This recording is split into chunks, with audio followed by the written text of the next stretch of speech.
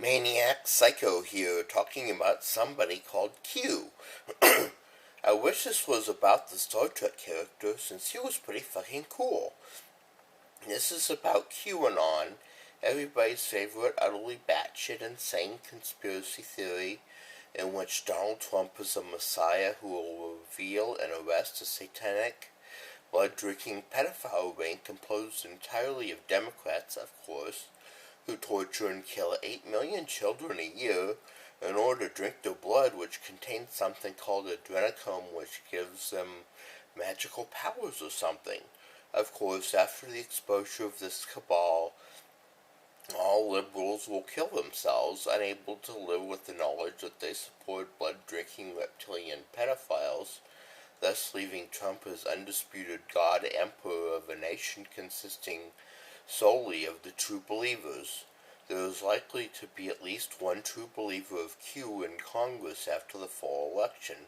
Fortunately, she won't have any real power, but the constant screaming on the House floor about blood-drinking reptilians will be fucking annoying, even by congressional standards.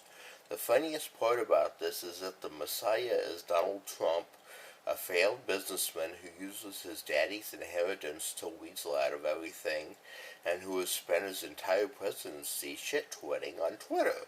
Sometimes I like to envision Trump in a janitor closet in the White House basement, egging on some 19-year-old intern who does the actual QAnon shitposting. Hey Nate, what can we push off on those motherfucking morons today?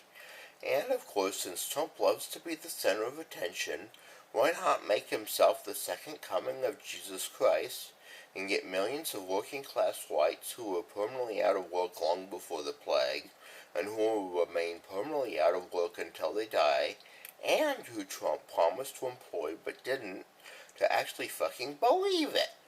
Good thing that Trump is nowhere near as smart or competent as, say, Hitler, or the world would be seriously and permanently fucked. QAnon gets sillier as time goes on. There's a constant hope for the storm when the horror will finally be exposed, and which of course keeps getting pushed back. Remember when the storm was supposed to happen in January of 2017? But fuck, people are still waiting for Jesus after 2 fucking millennia. And then the story keeps getting shit tacked onto it like some demented game of pin the tail on the donkey, only stupider.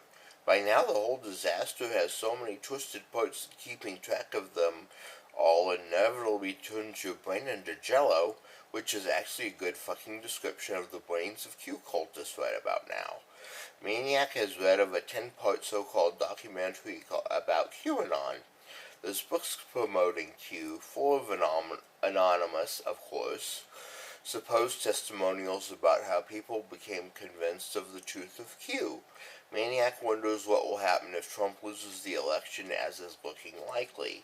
People are talking about murder-suicide as an alternative to facing the reign of terror that will surely follow a Biden win.